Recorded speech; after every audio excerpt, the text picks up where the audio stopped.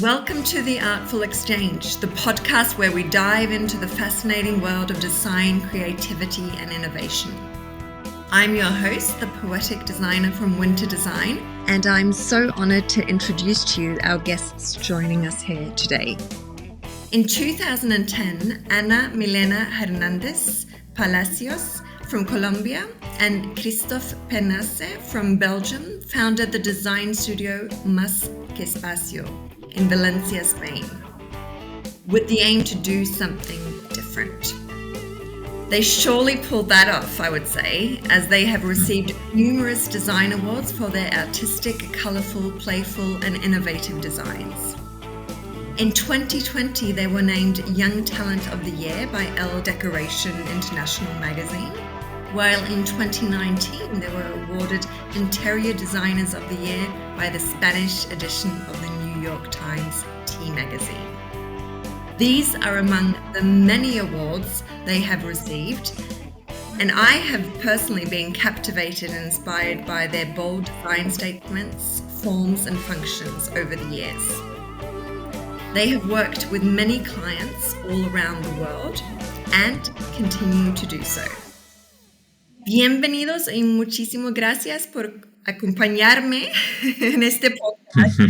Welcome, Christophe and Anna. Thank you so much for joining us today. So my understanding is that Anna is not so comfortable speaking in English, so we will be doing this interview with Christophe mostly today. Hi. Hola, Ana. Hola. Hablo un poco Encantada. español, pero este podcast es en inglés, entonces no podemos hacerlo en español, lo siento. Ay, ya lo sé. Bueno, encantada de conocerte. Igualmente, a los dos. Os dejo. First and foremost, I would really like to know how one guy from Belgium working in marketing met a Colombian woman in interior design and managed to fuse and create this innovative design studio. How many years did it take you guys to fulfill this? To start from the beginning, it's a love story, of course. So that's a nice thing all around. Yes, that's a nice thing all around it. But Anna arrived to Spain like more than 20 years ago because she wanted to study interior design, and she had some family already here in Valencia, so it was easy for her to come here. From my side, I got in love with Spanish culture during a trip to Ibiza because I was very involved in electronic music, but then I realized in Ibiza there was no work for me, so I would only get drunk, and I said, no, I need to go to a city where I can do a real job and work for real, no? Yeah. And so I started studying in Spanish the first 3 months, and then one day I got out with some friends to a bar, and we was working there. Anna was working there, so during the weekends, so she needed to pay her rent, her studies, etc. So she was working there during the weekend as a waiter and as a waitress, and we met each other there that day. We had some chat, and then from there, the day after, it started very quick as a love story. It was like the first step in our story together, no? And then so she was still studying. Interior design, while I was working. I started to work in a company called Macro Cash and Carry big group in Valencia. It's a multinational, a German multinational. And when she finished, so we were in the middle of the financial crisis, and she was looking for a job, but there were no jobs in Valencia. So there were some jobs, but it was not very related to the creative part. Anna, from the beginning, she's a very creative person. Don't put her to do a technical drawing because it's going to be a mess. So it was very difficult to find something that fitted with her. And I had always been like very involved in entrepreneurship. So I said, Anna, why don't we start a studio together? So that was the beginning. That was the beginning of our story.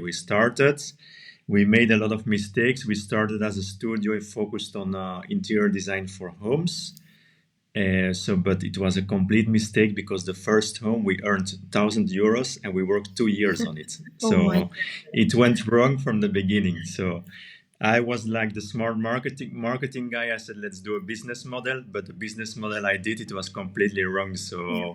So yeah, but we learned a lot from that experiences. So we evolved into doing some graphic design and focusing more on businesses, doing other services like consultancy for furniture brands, etc. And then yeah, it started to work step by step, and then yeah, we started from there as a studio and to what we are today. In the middle, we took a lot of decisions like excluding the branding part, just focusing on interior design, etc. But from that start, it was very clear that we wanted to explore the creative part of Anna, no? Because from maybe it was because I was in love, but from the beginning, when I saw her designs, it was like, you're great, you're doing amazing, it's very creative. I think you can be somebody very important in this, no? Um, I don't know if it was because we were in love. It's possible because I didn't have any design criteria in that moment. But yeah, then we did a home and we felt this creativity was neither there. So in a home, it's very personal, and then we said, yeah, let's focus on something else where we can really explore that creativity. And from there, we have been evolving in what we are today. What a beautiful story. And actually, that being said, it can go both ways, really, when two lovers you start a business together. Not everyone can make that work, but you seem to have No. really just thrived and made it work. You've seen us a minute ago together, but we are basically yin and yang. So we are completely opposite of each other. Wow. So we are completely different, but we fulfill each other very That's- well. And we hear this comment like a lot now, like how can you work together? And we know a lot of couples that work together, and it didn't work. But it's true that we respect the area of each other. So we have a vision that we share together. I can give input on her work, she can give input on my work, but at the end we need to respect who has the final decision. No? So I need to trust in her 100% as a designer, while at the end, even she doesn't agree always, she knows she needs to follow my guidance in what's business related and project selections, etc. It seems like we all have a lot to learn from you two, actually, when it comes to that. Definitely. Maybe. Yeah. So, what year would you say that you really started getting jobs that actually paid the bills for you? After it took very long, so it was it took very long. It took 5 years to get really. So that's why we started to do graphic design. We started to do some consultancy. Take in mind that we are also living in a very small city. Now it has grown more. There are more foreigners, but we were two foreigners in a small city in Spain, Yeah. where the culture, like long time ago, it was still a culture of contacts. So you need to have the right contact to reach to achieve a business. So at the beginning, it was very hard for us, and we were in the middle of a financial crisis. So we really had to do more things to survive. So we survived a long time with one small loan, the two of us, and I had some savings. So with the savings and some small loan, but we were convinced that we would pay the bills with our job. So we were so convinced about what we were doing that we knew it would come one day. It definitely helps to have that drive in you, but I think that a lot of people would have given up if it takes, several years and you're just barely touching surface with the money, but you made it work. Yeah, we had some moments where you don't know where to go anymore. So the decision of taking a map, I remind the decision of taking a map basically, and pointing on the map and saying, hey, we go to that city, we go to that city. Which city are we choosing to leave Valencia? Because like I said, it's a small city, no? But then something always happened. We took the decision, we were preparing for it, and then always something happened that turned around, like some new client came in or yeah, and we also didn't have any option because I already had the experience of working in companies. Anna, she's not created as a person neither to work for somebody. So, and we were really dreaming about this. It's our little baby, So we wanted our little baby to to be successful. So that's why we fight it for it every day, and that's also why we are what we are nowadays. No, why we have this spirit of doing innovative projects, finding some to do something different, even today. For sure. I mean, which project led you to becoming more, let's say, internationally recognized? Do you remember which project this was? The truth is, first of all, that from the beginning we had a clear focus on finding projects abroad, because we knew the Spanish economy was very difficult. Also, we dreamed about traveling a lot, so Yeah. it would be a good opportunity for us. So we had this focus from the beginning. But there is one thing that is having this focus, another thing that you achieve to obtain projects abroad, no? But I think like there were two projects that were like highlighting where we started with working abroad, and one is was called Vino Veritas. It was a Spanish restaurant in Oslo, in Norway. Yeah. So this was one of the two we started. We started like two projects parallelly. This one, and then another one in Germany, a very small one, both for Spanish clients. So the good thing is that we had, because we didn't have experience neither as working with a foreign client, so it was easier for us working with two Spaniards in abroad, no? So because we understood each other very, very easily. But I think these two projects were like the beginning step, and from there we start to focus on finding clients abroad at the end. For sure, for sure. It also, for me, it seems when it comes to design, you two seem to and it should do everything. You're quite literally very multi-creative, I would say. I know that recently you've done a collaboration with the French retailer Monoprix on several design and art objects. And also you've even done for Spanish sneaker brand Hoff, you designed sneakers.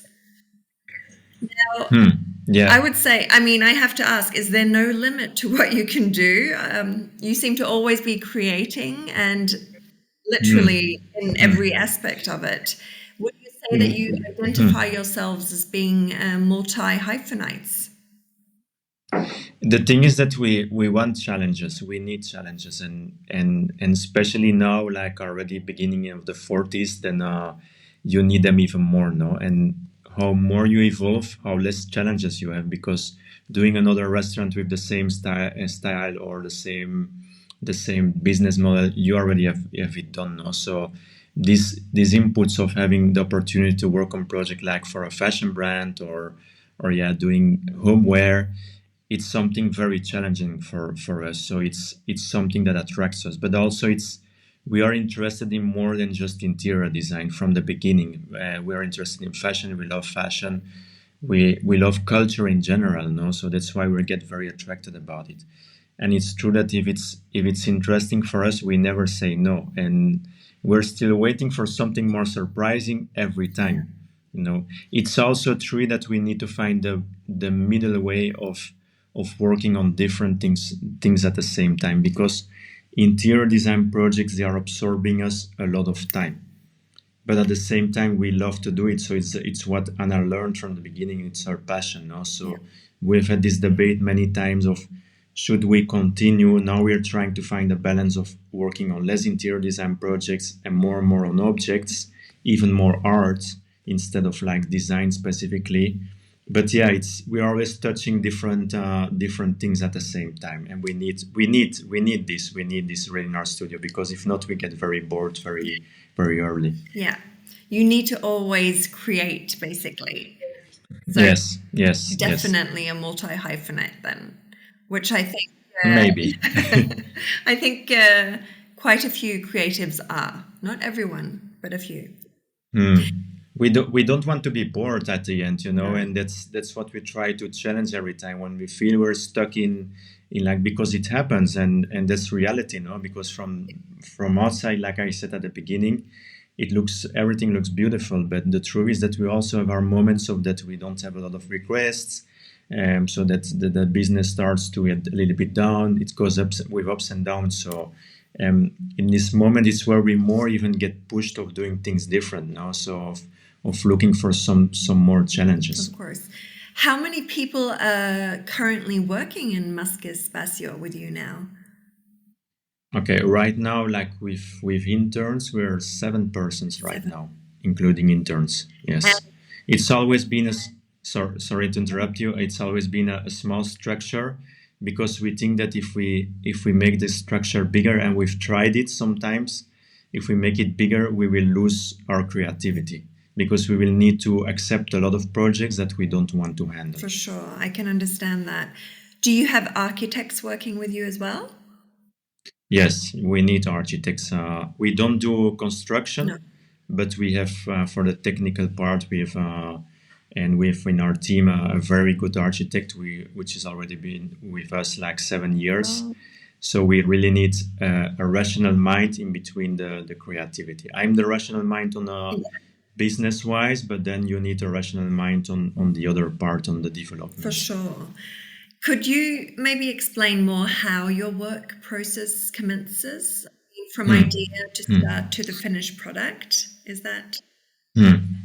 Actually, it's changing right now, but how we do it normally, we always start like with an investigation of where we want to go with the project, which identity we want to give the project or the product. And then Anna starts to develop some 3Ds. So the first thing is always like 3D development. So all the creative process from our team is done in 3D. So we don't do handmade sketches. It's all processed by computer. And we really need to see a finished model. So it's not just a basic 3D model. It's really a finished model that we need to see with the textures, the materials, the colors, etc. And then from there, it's very easy. We present it to clients, to the client if there is a client, if we don't produce it by ourselves. And then, if there is an approval, then we do the technical drawings. From there on, technical drawings are very detailed because we need to send it somewhere far away. But from there, we don't do any construction. We do some construction visits for local clients. But in general, we don't do construction visits because we are focused on the creative part. So it's very simple. We have a follow-up of the production. For a product, for example, it's not a construction, but production. The production itself, we have a follow-up of the production, but it stays to a follow-up from a distance. So when you say 3D modeling, do you mean product design then? Because you can't really 3D model an interior design project, can you? Or product design and even more interior design. Really? Interior design, we do it all in 3D. Yes, yes, completely. So you've invested in quite expensive equipment then. Yes, we need expensive equipment and also like time to process because the renders take very long. So we have some time. So I have the luck that I work from home, but sometimes the weekend we need to be aware of how the renders are going because something can get wrong during the weekend. Oh, sorry, I think I misunderstood you then. Okay, so I thought you meant literally one of those 3D model machines, but you're meaning No. I'm meaning computer-wise, digital-wise. Okay, well then I understand. Yes. I was. How does one do that? Then on the other hand, the truth is, sorry to interrupt you again. So on the other hand, it's like at this moment, like especially for product design, we are inverting a bit the processes. So not long ago, we started like a workshop internally, a ceramic workshop internally. So now we are just many pieces. We are creating them directly by hand or just because we have an idea of a form, and then we create the form and then we evolve from there. So it's a complete different way of creating than what we did before. Yeah, but thanks to evolution, right? We can make these like this. So, yes, totally. And there is one thing, because we have for ceramics objects, we have a 3D printer here. And everybody that comes here is like 3D printer for ceramics, really? And yes, it exists, and it's not it doesn't make anything you want, but it makes a form for you, so you can start from that form. So what we do many times with this process is the form is there. Now let's by hand regenerate this form. Yeah, I think we can see if people after this interview, you want to go and learn more about Masquespacio, you can find them on Instagram, and you guys have a lot of video clips showing this, I believe. Yeah. Yes, totally. It's part of our promotion now, because we don't have any commercial department, so everything goes through visibility on social media or press coverage. So yeah, we need to show our work to the world, and we like to show it. No, we like to show the process in any sense how it is going. Yeah. And because of this, you have actually evolved to making a new, I don't know, side company, shall we call it, called Mass Creations. Sorry, I'm losing my voice here now. So Don't worry. Mass Creations, is that correct? Yes, yes. It's a side company is a big word for us, but yeah, it's like a second brand we created. But because when we work, we do projects with Masquespacio, it's always a very commercial approach, because at the end we work for clients and for businesses. So even if we want to innovate, we need to find the balance with what's understandable for the business model and for the customers that are going to visit that space we designed or buy that product we designed. With Mass Creations, it's some sort of experiment, no, where we're exploring how we could evolve more in the artistic sense.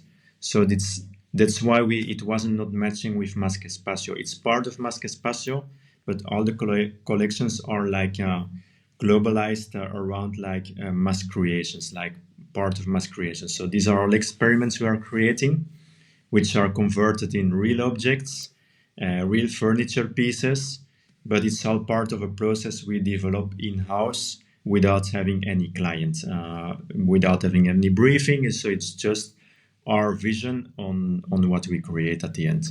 Well, I love it. I actually learned about Masquespacio through taking these mini courses at Domestika, which you created many years ago. That's when I learned about you. And even those courses that you and Anna created there, they are short courses, but I very much recommend them to people because they are intense, and Anna and you seem to have put in like all the details comprised into this tiny course. So it's very recommendable. And I believe that you've made and created more courses than the one that I took. Correct? Yeah, we like to share content, and I think it's a very good way to teach others in a very short term of time, in a very, especially the Domestika courses, like are very focused on a specific theme. You can learn about our processes in a very simple way.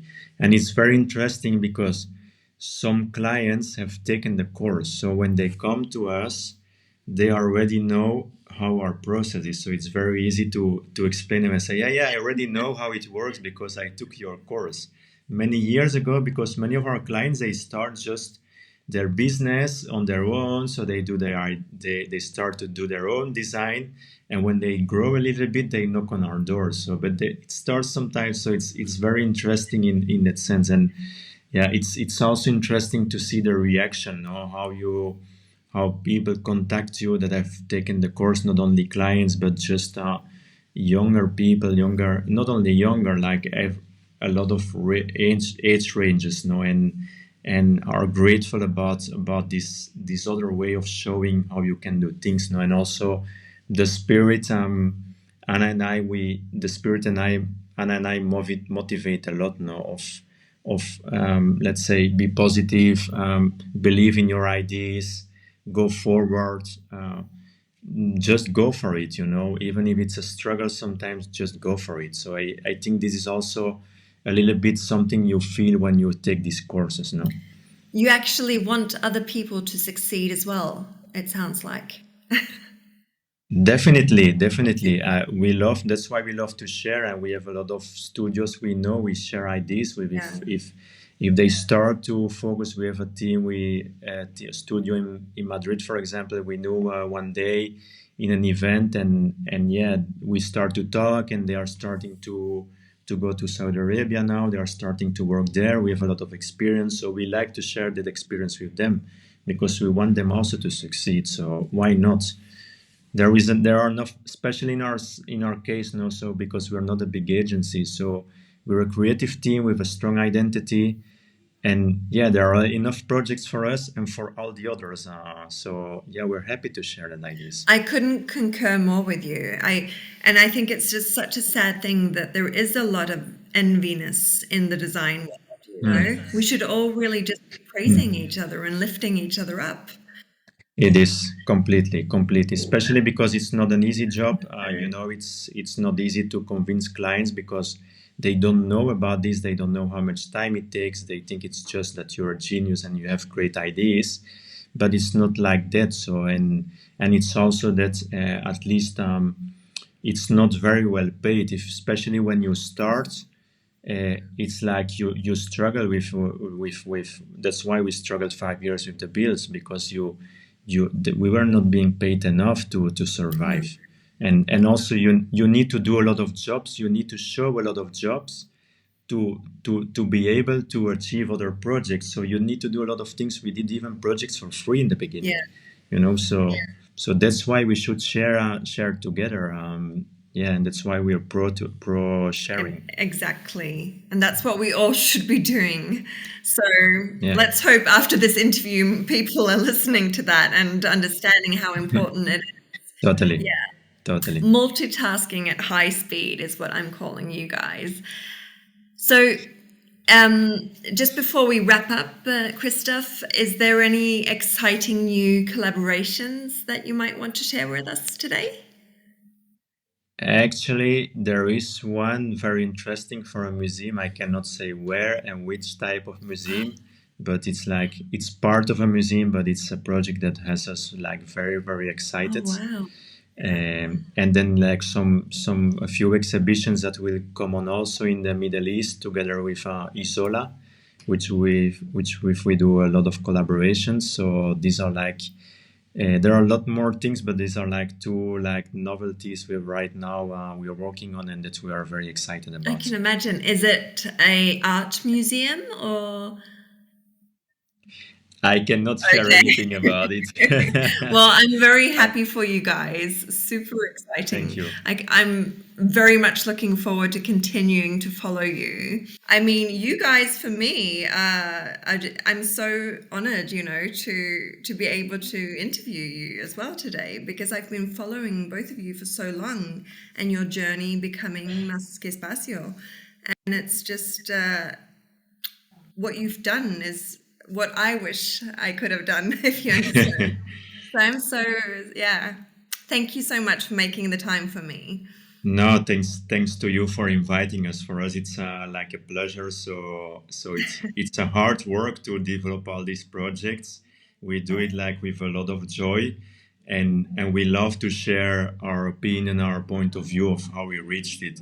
Because from outside you see all these beautiful projects, but there is a lot of work behind it. So I'm happy to share this with you. I can imagine it's a lot more work than any of us can realize. It is, and especially it's sometimes difficult to make it understand to clients, because there are other ways of working, and when they come to us, they say, but why you need so much time, and why you don't just draw a sketch for us very quickly? And we're like, no, it's not just a sketch. We have a development, we have a process, so it takes much more time. And I cannot just show you an image and that's it, So I need some process in between. So sometimes it's hard to make it understandable for clients also. It is. I mean, I am an interior designer myself, so I know the process and I know how people don't always understand how long it takes. They think you can just sketch down something quickly and then it's over. But there are many things you have to consider in the process, and that's what people don't realize, I think, all the time. Yeah. It is. I would love to do it very quickly because I would be very rich, but yes. But it's not the case. So we need to continue. We need to continue, definitely. Well, do you have any advice you might want to tell emerging designers and other creatives before we finish today? Believe in yourself. Go for your ideas. Don't give up. I think that's what we are and what every creative should do. It takes time.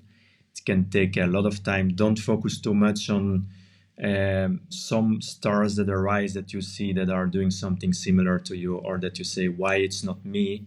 Don't think about it, because you don't know what's the backgrounds. You don't know how hard they work to it. And sometimes there are people that have, it's not luck, but they find a way of grow very quick and be like, converting a star, design star in a very short term. But don't focus on that. Focus on yourself. Thank you. Thank you so much, Christophe. And thank you for sharing your story and not least creative process with us today.